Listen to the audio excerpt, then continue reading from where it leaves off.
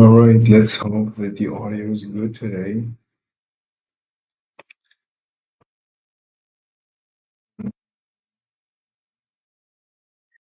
Oh my God, again, it's disconnected. Jesus. Let me try and reconnect it from here. Oh my God, again, it's not recognized. Jesus. What am I doing?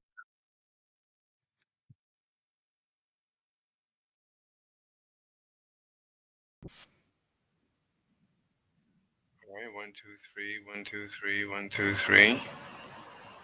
And we're back to the original issue. I cannot hear myself. Okay, okay, all right, all right. Good. We have good audio. Wow, we actually have good audio. All right. All right. Wow.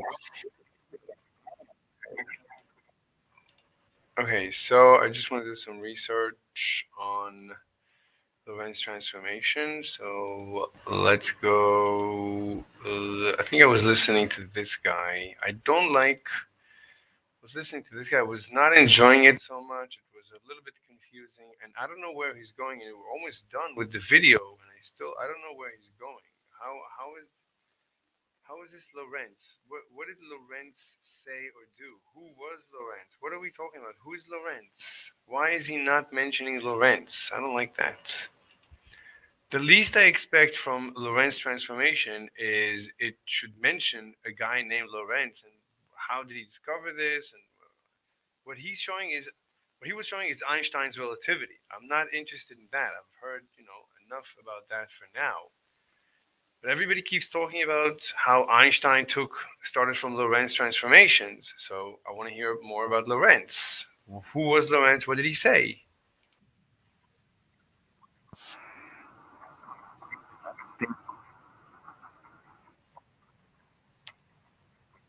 Okay, that's relativity. I'm not interested right now. I want to hear Lorentz, space-time, understanding Lorentz transformations.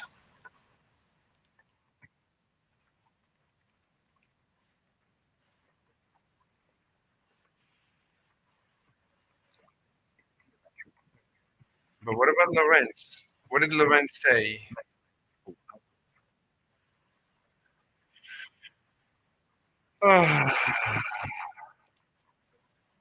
Who was Lorentz?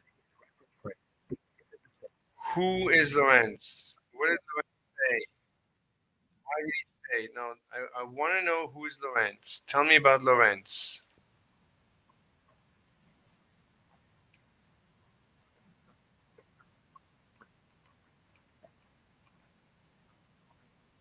Who is Lorentz? Who is Lorentz? What did Lorentz say? What is this nonsense? What is this nonsense? Who is Lorentz? What did he say? Or why did he say it? What's his evidence? What's going on here? What is going on here?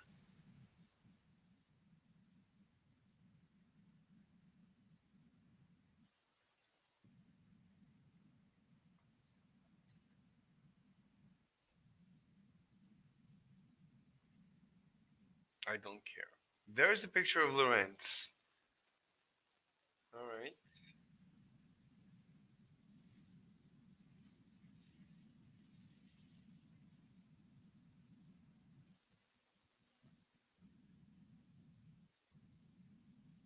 I don't.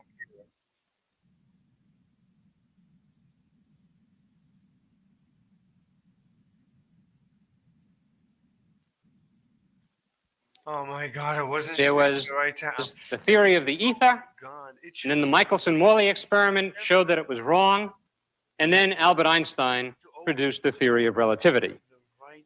As I told you then, that story is logically. Share this tab. All right. I discovered it really, really Last time, I told you the conventional history of relativity. There was the theory of the ether, and then the Michelson-Morley experiment showed that it was wrong, and then Albert Einstein produced the theory of relativity. As I told you then, that story is logically correct, but not historically correct. Well, what is the real story? I'll get back to that in a little while. First of all, I would like to tell you about a part of the theory which is still called the Lorentz transformation. In the Lorentz transformation, there is above all the speed of light, the speed that sprang from Maxwell's equations, the 300,000 kilometers per second. Okay, finally someone is starting from a place that I can understand. Michelson measured with landmark accuracy. The speed which is essential in modern physics and vital to understanding the universe as it really is.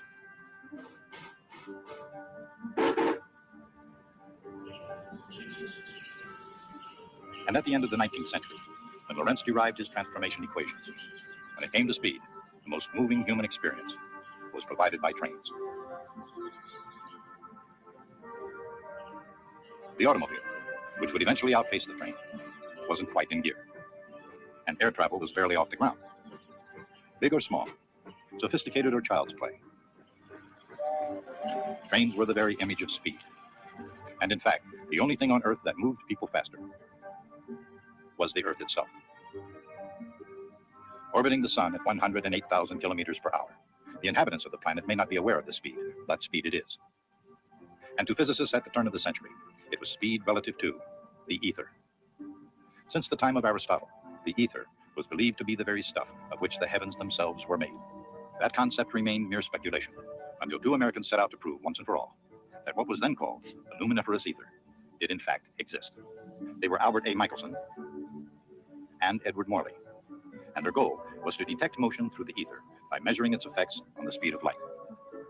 In one attempt after another, with the most sensitive experimental device ever constructed, they found exactly what they weren't looking for.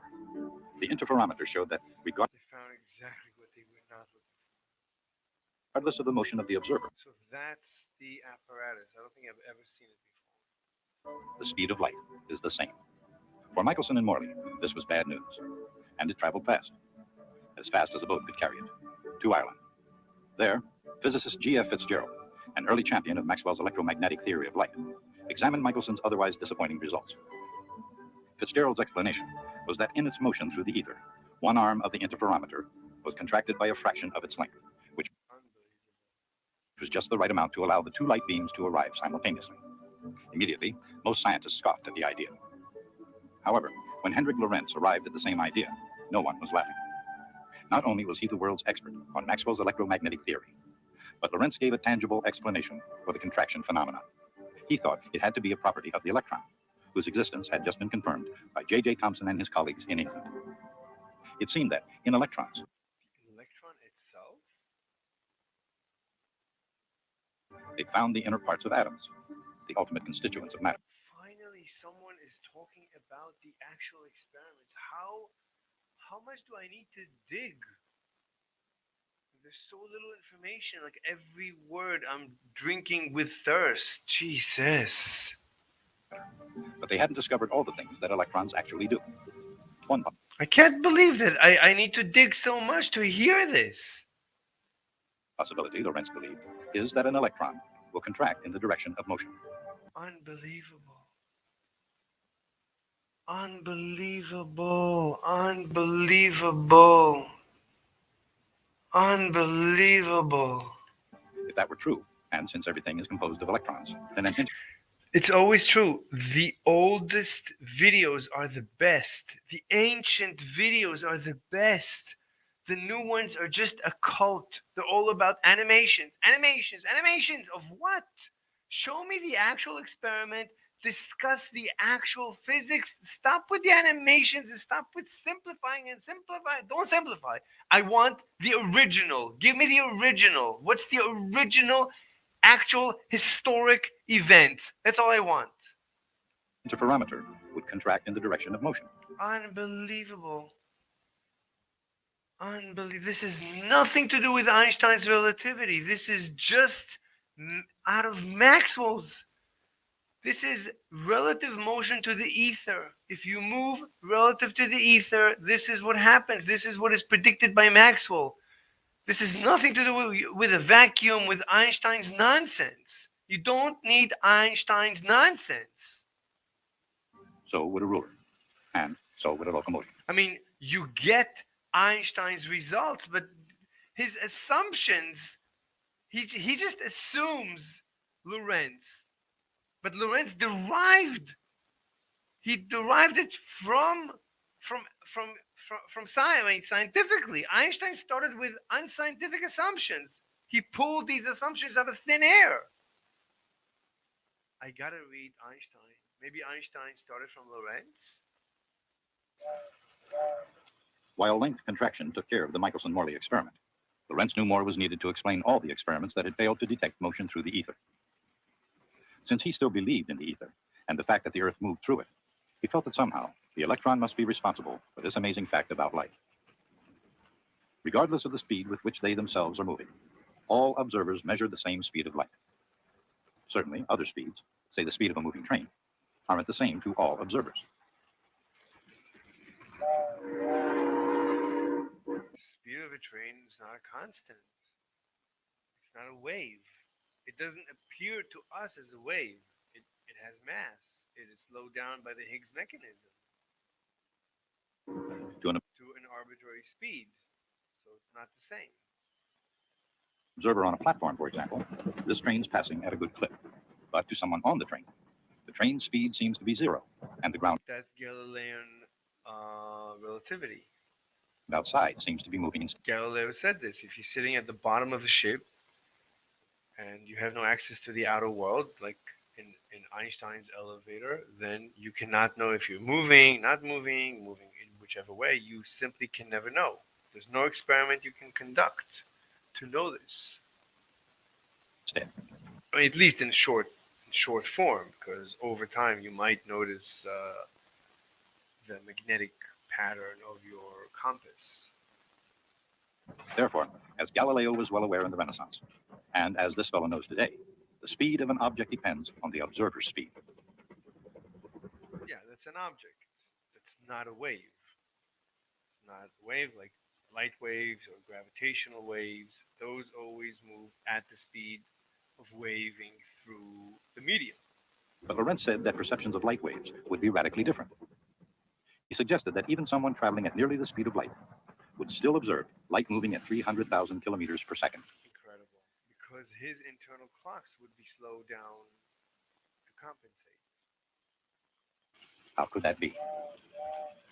Consider two observers. Wait, would he know about? Yeah, I mean, he understands that his own internal waving is slowing down. His Einstein's clock. If Lorentz thought about Einstein's clock in his thought experiment, if Lorentz considered that, he would see that his time is contracting.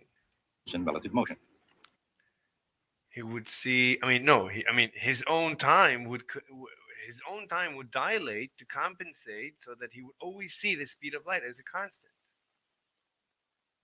Because as you're moving, your own waving stays the same, but you're moving through the ether, so the ticking, your own personal ticking, slows down, and as the light moving away from you towards the waves, towards the ether moving through you, is slowed down, but it's slowing down, I guess, by the same amount. So you never your own tick, according to your own ticking, light is still moving at a constant speed. You're always going to measure the same speed, I guess, right? Because at the speed of when the stream goes through you, when the ether goes through you, at the speed of the waving, you're in a black hole, and the light moving away from you is stuck, but your internal clocks are stuck. So if you're still going to experience time, which you're not for now, but if ever you're going to experience time, then you're gonna then you're gonna experience a constant speed of light, as always. In this case, Albert and Henry, just for the sake of argument. Why are they bringing in Albert? I don't want to hear about Einstein. I've heard enough about Einstein. I want to hear everything about Lorentz. Only Lorentz. Don't bring up anyone else. At the exact place and time they pass each other, they observe a flash of light. A sphere of light expands outward from that point. At least he says a sphere of light. Since each measure The old ones were so precise. The ancient ones. the speed of light relative to himself. Each believes correctly that he is always at the center of that expanding sphere, even though they themselves move farther and farther apart. How can two people Who said this? Did Lorentz say this? in different places both be at the center of the same sphere? To confirm his perception, each sets up light detectors an equal distance apart. Yeah, but it takes time for the wave to come back. But the internal clocks are ticking slower. I wonder if Lorentz figured out time dilation. However, while Albert's detectors register the light arriving simultaneously, he believes the light strikes Henry's detectors at 2 different times. So Einstein, the imaginary Albert, is on the platform. He sees the wave. He's at the center of the sphere, but Albert on the platform sees that the two detectors. Okay, but this is relativity. I don't care. I don't care. Did Lorentz come up with this? I've heard this a million times. I can go through it if I tried. But did Lorentz come up with this? Meanwhile, Henry sees the same thing in reverse.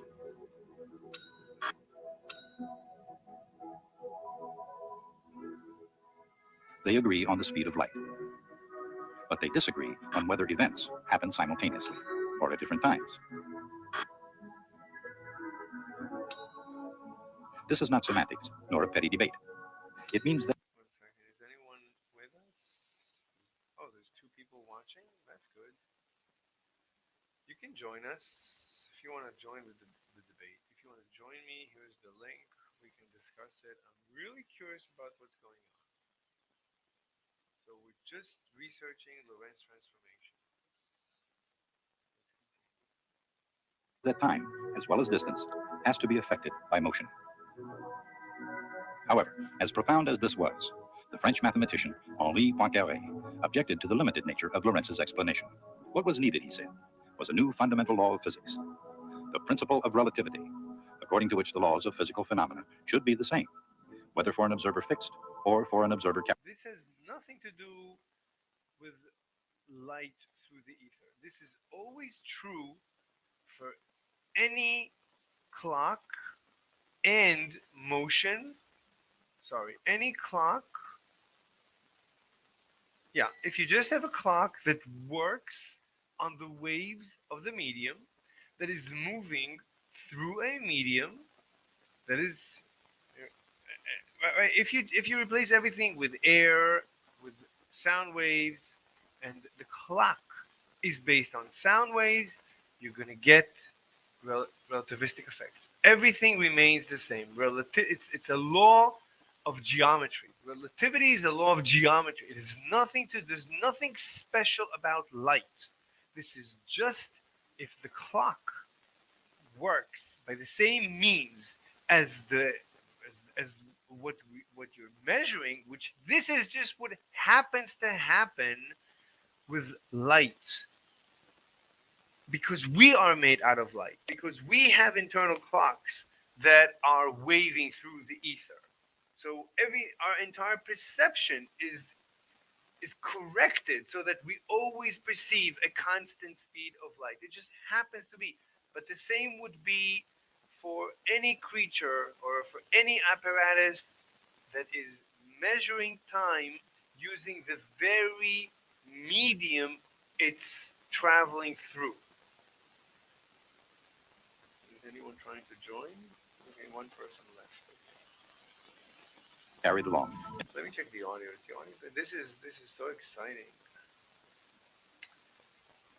Relativity is nonsense.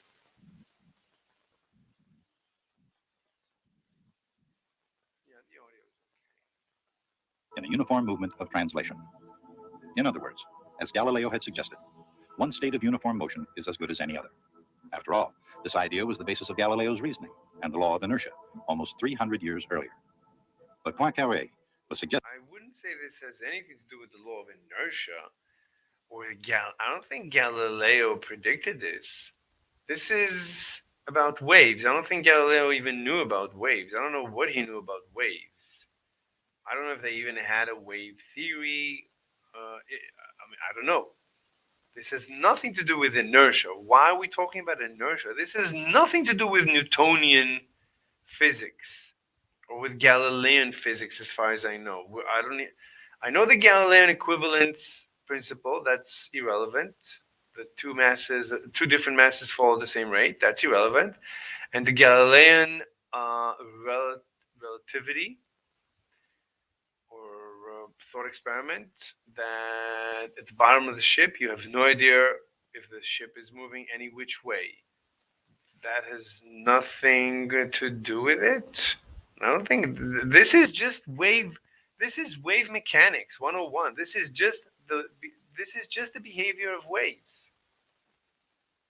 Suggesting that the idea of Galilean relativity should be generalized to include all physical phenomena, including light. Okay, so this is not Galilean. This has nothing to do with light. Stop saying light. This happens to be true for light because everything is made out of light. For example, an observer could not determine whether he was in motion by measuring the speed of light, since that speed is the same for all observers. Why is it the same for all observers? You never said that. You never said because the internal clocks are dilated by just the right amount, by just the same amount as to always compensate. And that meant age-old notions about time and space had to change. This is very similar to the Galilean equivalence principle. All masses are affected the same by a gravitational field.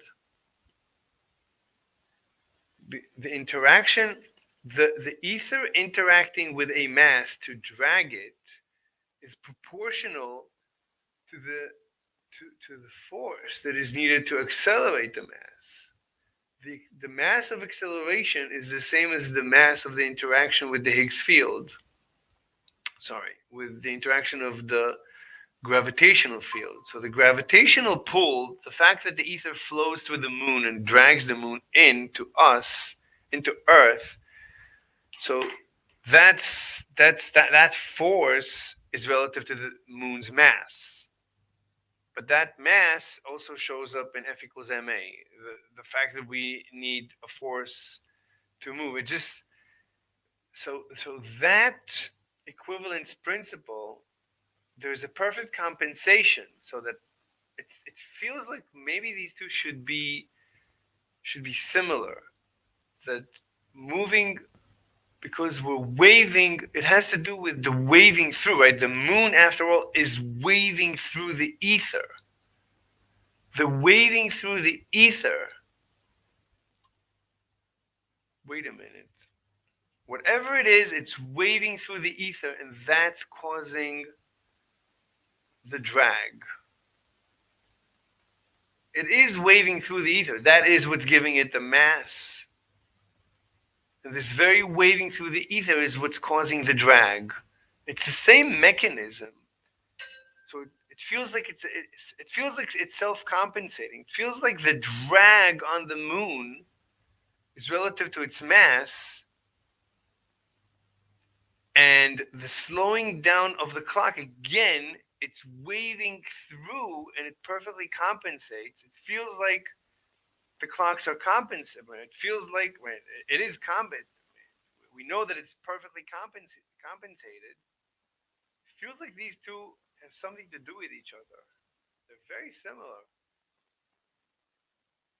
And though Poincaré himself shied away from examining the consequences, So what did Poincaré say? What did Poincaré say? Lorentz developed the equations needed to show precisely how much rulers would have to contract and clocks would have to slow down when they were in motion. Based on what? This is based on what? Why would you get time dilation? I mean, did he, right? You need to understand, like Einstein. Einstein understood that our internal clocks are slowing down. But Einstein didn't believe in the ether. So Einstein just said, yeah, the speed of light is a constant for all inertial observers. Like, it's a mantra. It's an axiom. There's no reason. But there is a reason. The reason is it's relative to the ether.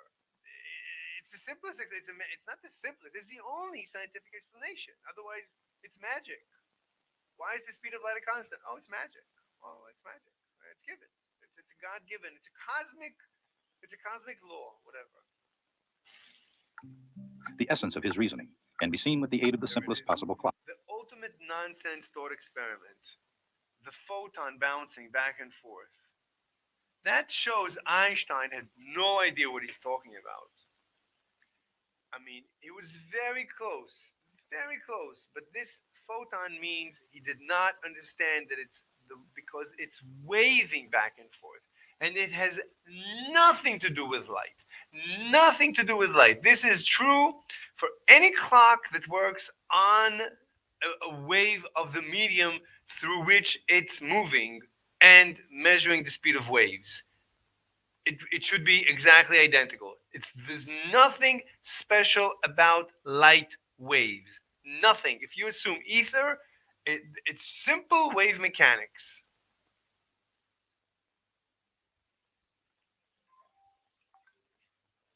One second, message. All right, we have a good message. Oh my God, my phone is so slow. I need to kill myself. I need to kill. Come on, come on. There you go.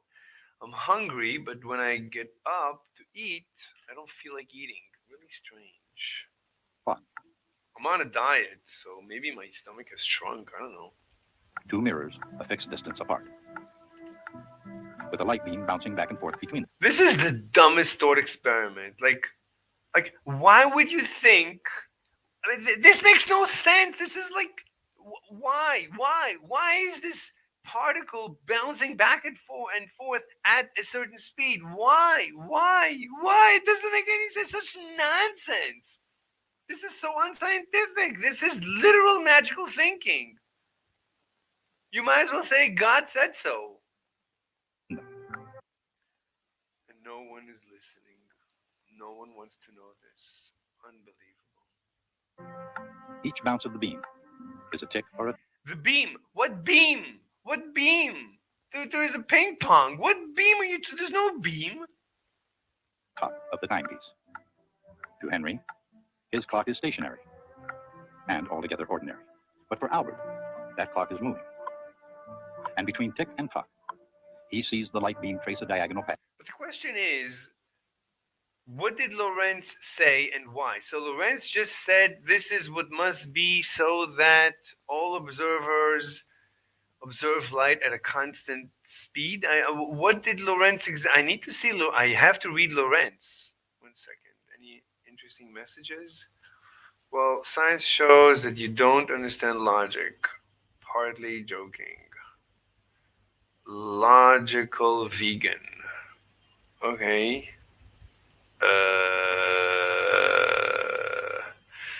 Don't have time for nonsense. Let me go. Hold on. Let me. Oh, here it doesn't show up. I don't care. Fine. I'll take care of it later. Path, which means it's traveling a longer distance. But the speed of light is the same for all observers. So the light must take a longer time to travel the longer distance. That is such nonsense. The speed of light is a constant for all observers, but why? Why? He didn't say this. Even this ancient video, he didn't say the reason. No one said the reason, ever. The reason is so simple. Why didn't they just say the reason? I need to read Lorentz. Therefore, Albert believes the moving clock runs slow. But how slow?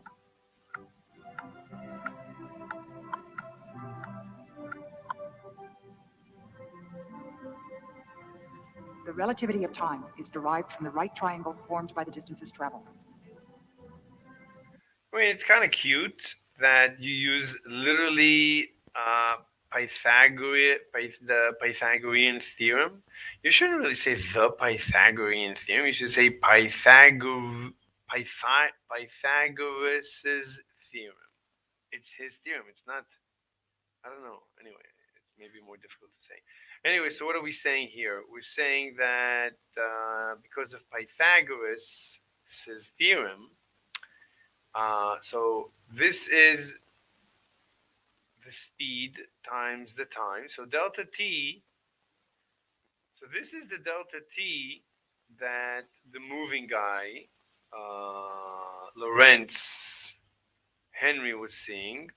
So that's his delta t, c times delta t. This is Einstein seeing c, his c. They're all seeing c.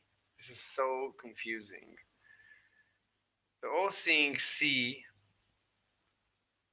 I mean, I guess it's important to do the math to see to confirm that we predict mathematically, and this is actually geometrically, um, that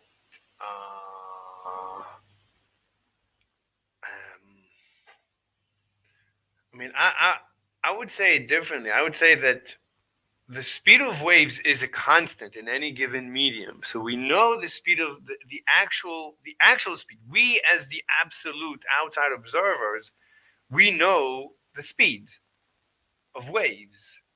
Well, relative to us. Let's say relative even to the medium.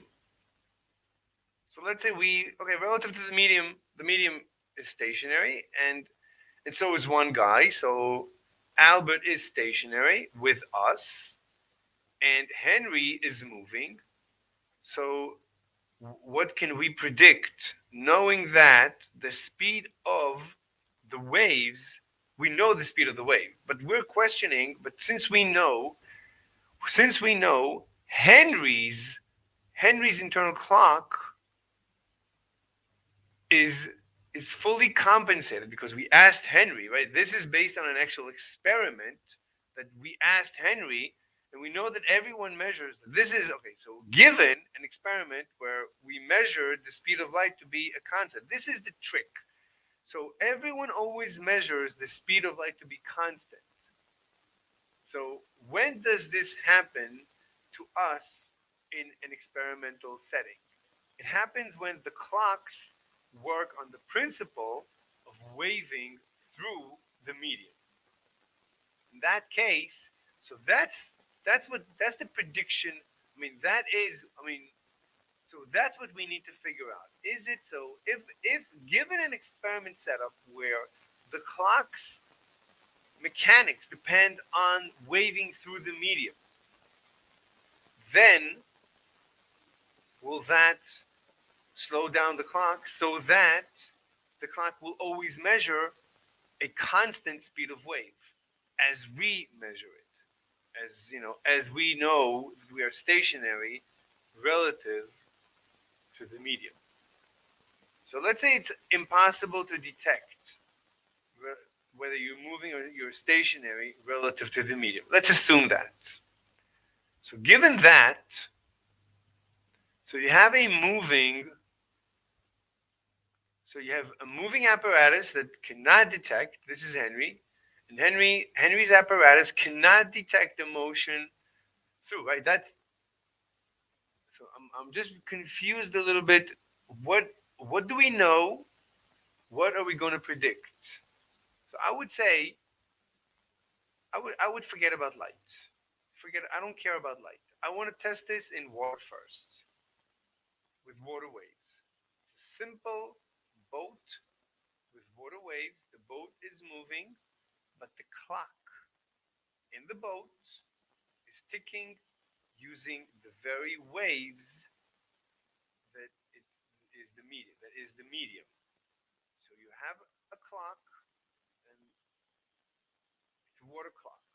It's either a water clock or no. It's not a water. The clock is in the water that the ship is moving through. The clock needs to feel the motion of the medium through it. The clock needs to wave through the medium. So we're gonna take a ship. So let me. Okay. So let's do here. Share this tab. I need to always remember. I feel so perfect today. Create new. All right. So like I'm hungry, not hungry, upset, happy. Like I had an interesting night. I debated vegan gains. I mopped the floor with his face. It was so easy. He because he is in a bubble in an echo chamber. It's so easy to mop the floor with his face. This is why always debating people is so important. Just always keep it's like picking up chicks. You should always try to pick up chicks. Always, always. So picking up chicks becomes so easy because you're always trying to pick up chicks. Always. It's like last night. I met a chick. It's the second time I see her. And after we spoke, so I asked her, "Hey, can I ask you a question?" She said, "Yeah." I said, "Are you single? Are you alone?" And she said, "No, not at all." All right, fine. I don't care. And then we still hugged and shook hands after. It's fine. The point is to always ask, so it's never overwhelming. It's always a second nature. And every girl I see, right, as soon as I see her, all right, I waited, thought about it, all right, I go back immediately and I say, "Hey, can I ask you a question?" "Yeah. Are you single by any chance?" "No, I'm sorry. I have a boyfriend." "Oh, thank you for the compliment, but I'm not interested." Or sometimes they say, "Yeah, yeah, I'm single." And then you know, all right, you can bag them. One second, I'll take a drink.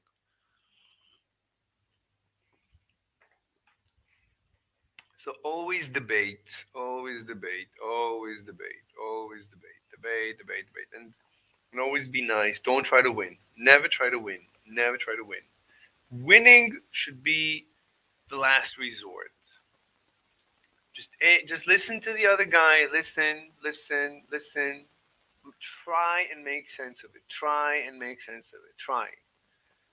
Always steel man your opponent. Always, always, always. And then, the last resort is, all right, I need to declare victory. I just have no choice. It's not victory. I cannot understand your position. Your position is nonsensical, and so on. All right, let's talk about this is Lorentz in water.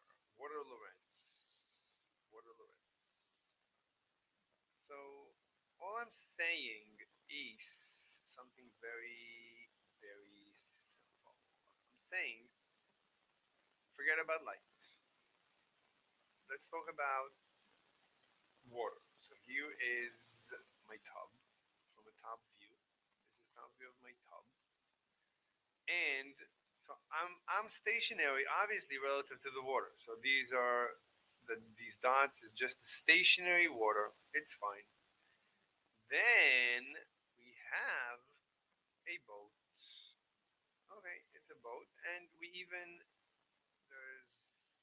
like a ring here, and there's a string here, and we're gonna pull the boat at a constant v, at a constant velocity.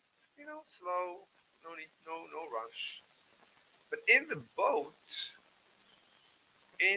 the boat, we're gonna have a clock. But this clock is going to be based on the waves. So this clock is going to be sending beep. It's going to be like a sonar. Beep. It's going to be sending a spherical wave. Beep.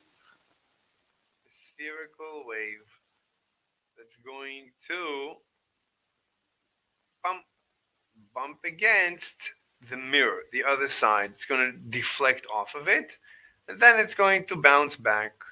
Beep, beep, and so on, and so on, and so on until it hits the other side. And every time it hits here, it's going to say tick and start the signal over. Every time it hits the other side, it's going to say tick, starts the signal over. So every time it hits at the top or at the bottom, it ticks. It ticks and it sends a signal. Tick sends a signal. Tick, tick, right? It's just a wave. But this is the very water wave. So the water is flowing. The water we said is black. The water is, this is a drop of water. This is a strange ship because the water is flowing through the ship. The ship lets the water flow at least through the clock. At least the purpose of the ship is to let this clock. So this ship, it's not really a ship. It's an apparatus that has this internal clock. The water moves right through it, and therefore we, from the outside world, right? The ship was here, and then the next time that we look at it, let's can I copy this entire thing? Let's try and copy the entire, not this. In order to copy, I just do this. So copy, paste. All right. Wow, this is good stuff. Good stuff. All right. So here it is. Here is the copy. And this time, oh, look at this. We can do, no, not this. I actually wanted this. We can take this and move it to the right. Oh, this is really, this is amazing. All right, so we moved it to the right. This is the next snapshot. So what do we know happened between these two snapshots? Right, and this is relativity. I'm just doing, this is relativity. There's nothing special. I think either Science Click or Dialect. Didn't Dialect make a video about this? Let me look up Dialect. I think they have a video that they actually did this. So I don't even need to claim that relativity has nothing to do with light. I think they reproduced it with sound waves, which should make waves. That Einstein's relativity has nothing to do with light. There's nothing special about it. It's wave mechanics 101. Let me take this. So we're going to search for, I think it's a dialect. And this is sound wave relativity. Let's see. Dialect. Einstein relativity contains a huge loophole. Its implications can't be ignored from 8 months ago.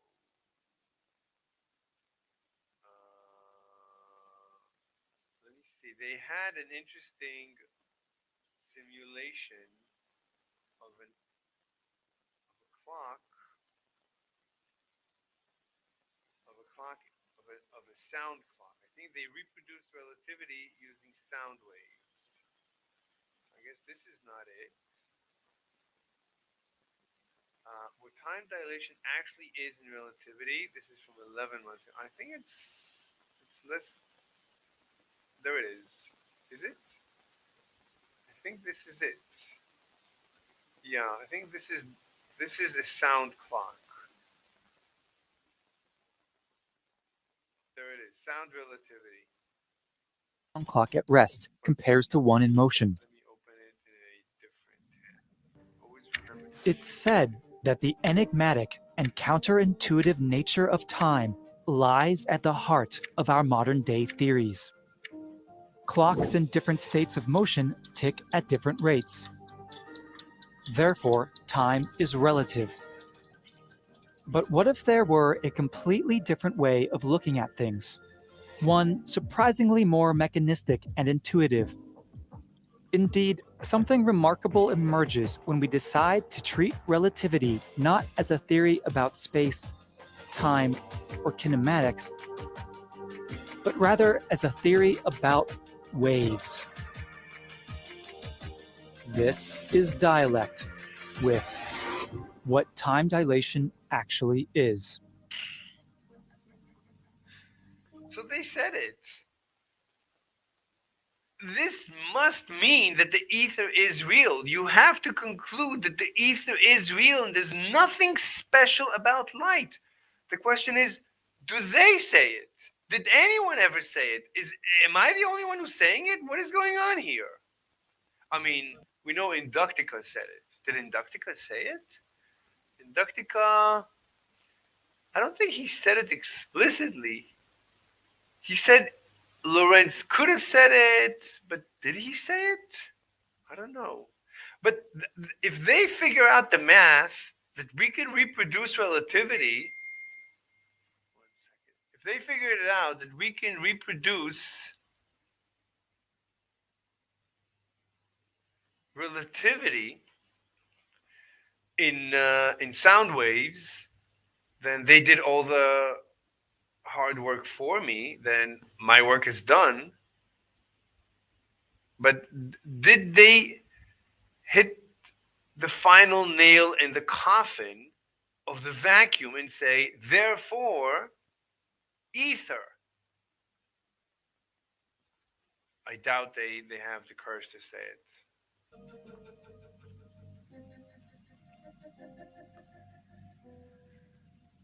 Wait, since the mathematicians have invaded the theory of relativity, I do not understand it myself anymore. Einstein.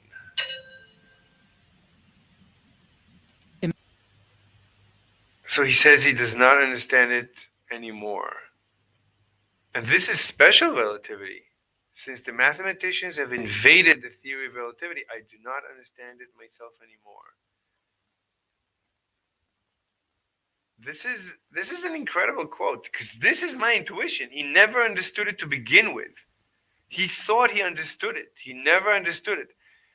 The giveaway that he never understood even special relativity is the very initial thought experiment of the clock with the photon. The last thing you'd want to do is use a photon in this case. Of course you want to use a light wave. Why would you use a particle? That doesn't make any sense. Why would you do that? That is the ultimate concession that you don't understand it. You never understood relativity. You never understood it as a wave theory.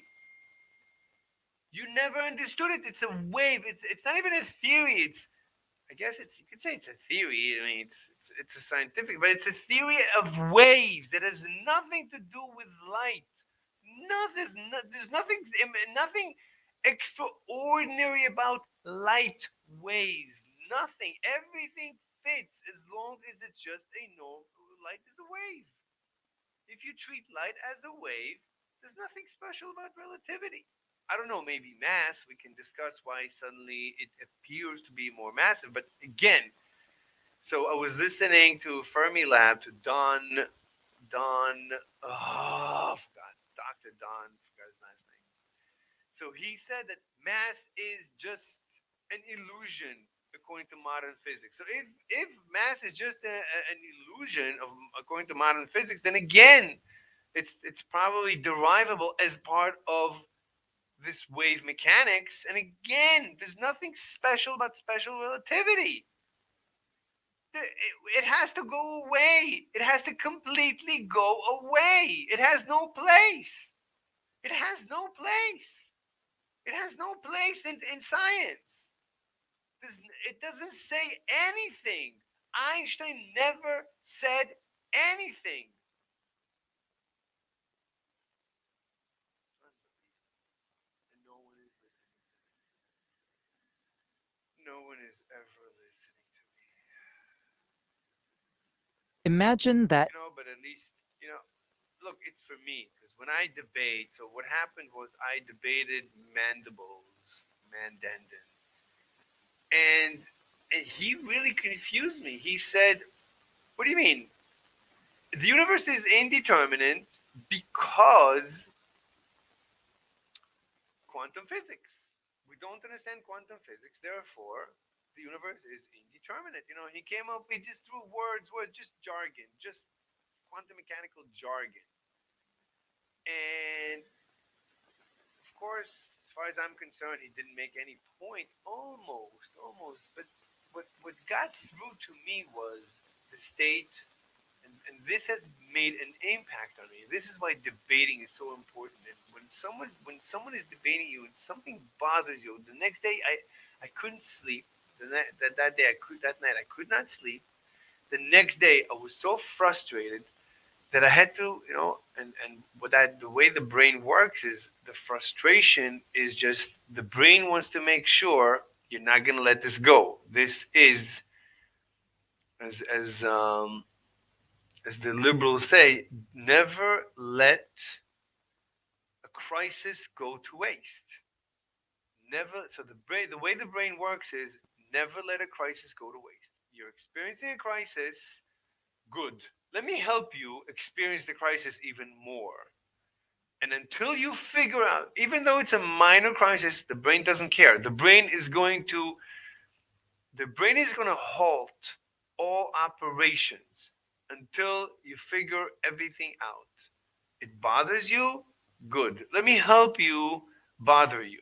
I'm going to help you become even more bothered but by whatever is bothering you. I'm going to completely dedicate everything in the brain to resolving this as quickly as possible. We're going to put everything, all our efforts into resolving this. That's the way evolution created us. Something that is bothering you, all right, we don't care about anything.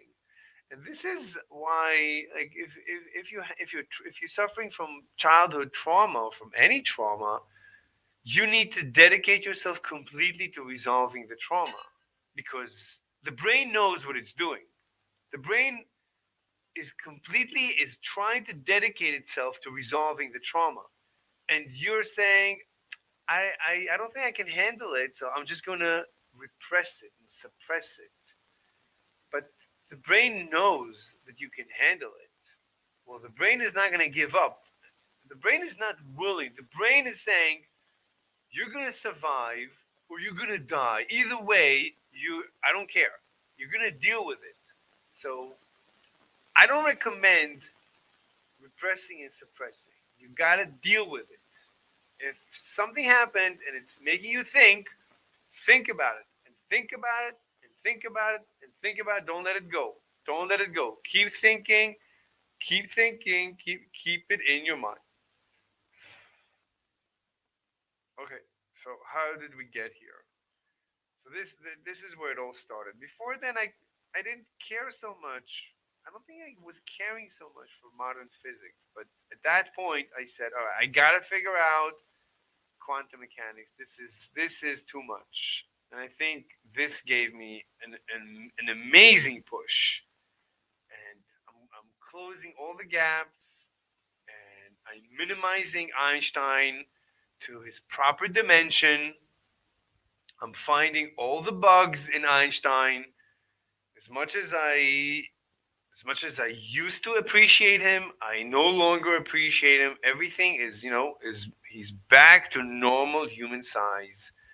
And here is a quote. He admits, I don't need to, this was my intuition all along.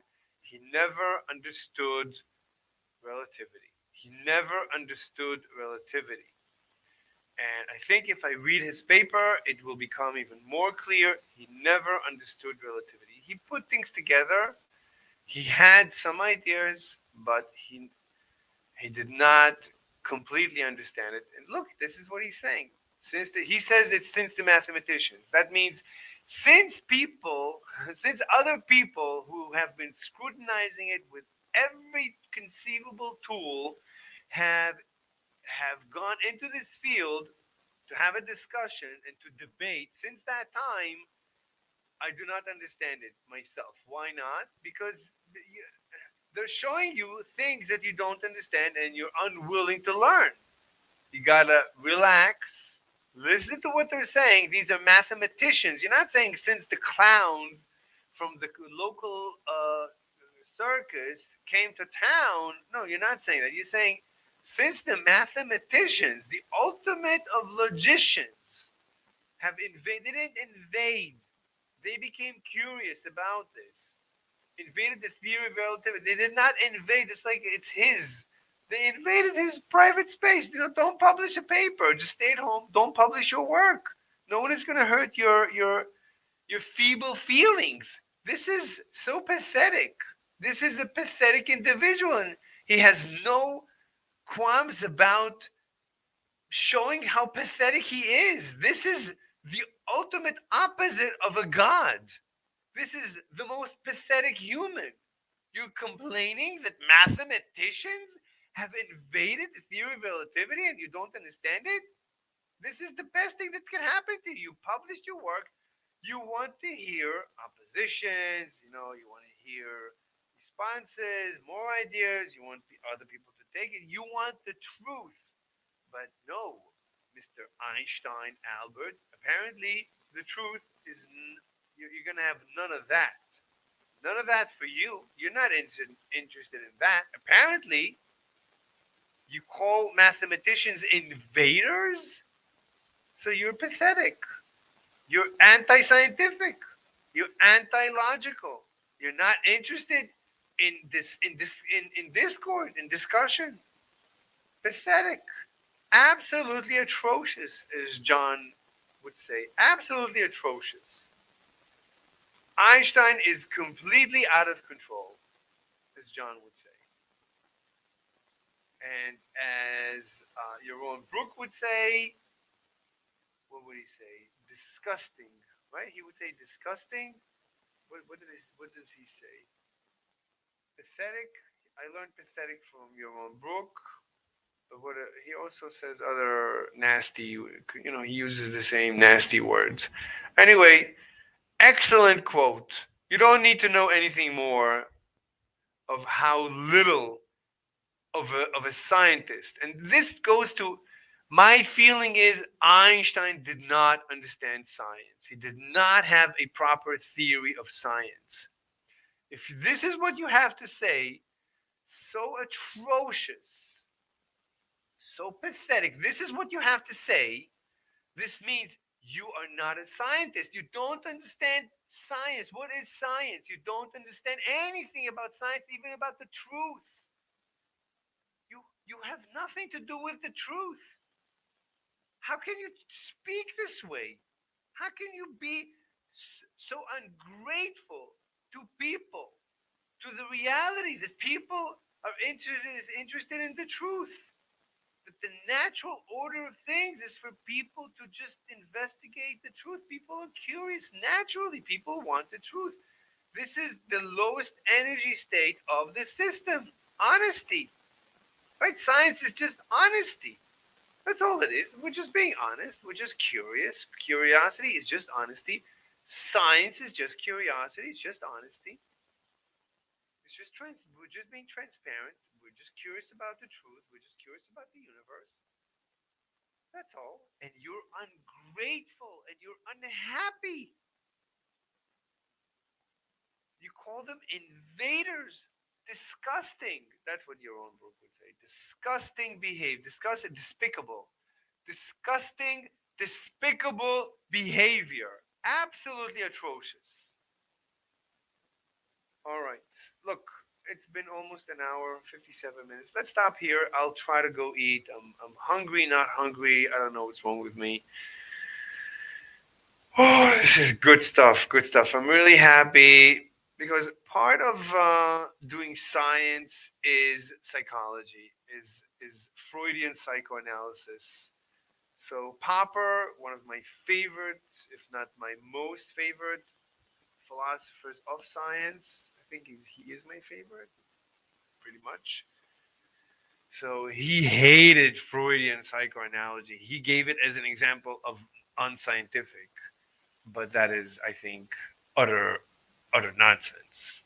I use Freudian psychoanalysis all the time when I psychoanalyze scientists and people I debate with and myself and my progress and my evolution and humanity. This is such an important tool of modern science. How can you call it unscientific?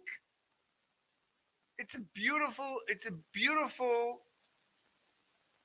What is psychoanalysis? Psychoanalysis is a phenomenon that people psychoanalyze. It's a phenomenon that we've noticed that people psychoanalyze. And the prediction is when people psychoanalyze, they realize deep truths about either their psyche and other people's psyches, and they realize deeper truths. So the prediction is if you go through a psychoanalysis, you will see more than less. You will be more honest with yourself. You will know yourself. as Plato, I think. Where did it say know thyself? It said that in the Matrix. Who said know thyself? Share this tab. Always remember to share the tab. Know thyself. The ancient Greek aphorism. What is an aphorism? Know thyself. Greek. I don't know how to read Greek. Know thee. Wow. So this is to know thee with a G. Siton. That's thyself, I guess. Wow. Is a timeless wisdom that encourages self reflection and interest. This is Freudian psychoanalysis. It is often attributed to the Delphic oracle inscribed on the temple of Apollo at Delphi, Greece. Oh my god, I have shivers down my skin. Key aspect, limitations, know thyself. Oh my god, I'm crying. This is so beautiful. Means understanding your own limitations, recognizing the boundaries of knowledge, of your knowledge, abilities, and potential. Wow. Self-awareness, no presumptions, no excess. The phrase nothing to excess. Wait, I don't know. I didn't know about that. This phrase discourages making assumptions. Wow. Practical applications reflect on your personality. Amazing. Identify your strengths and weaknesses. Amazing. Set realistic goals. Unbelievable.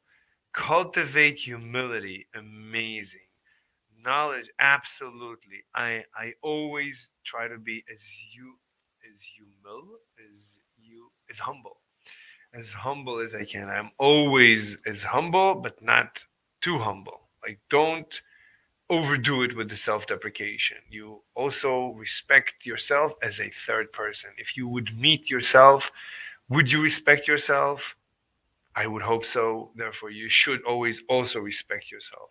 Realize your achievements. Oh my God, I'm crying. In conclusion, no. Anyway, this is too beautiful. But this is, I see that this has nothing to do with Plato or Aristotle. It's just an ancient aphorism. Aphorism. Look up aphorism. Search. Share. Aphorism. Jesus, that's a long definition. Aphorism. Rism. A definition or concise statement of a principle. Wow.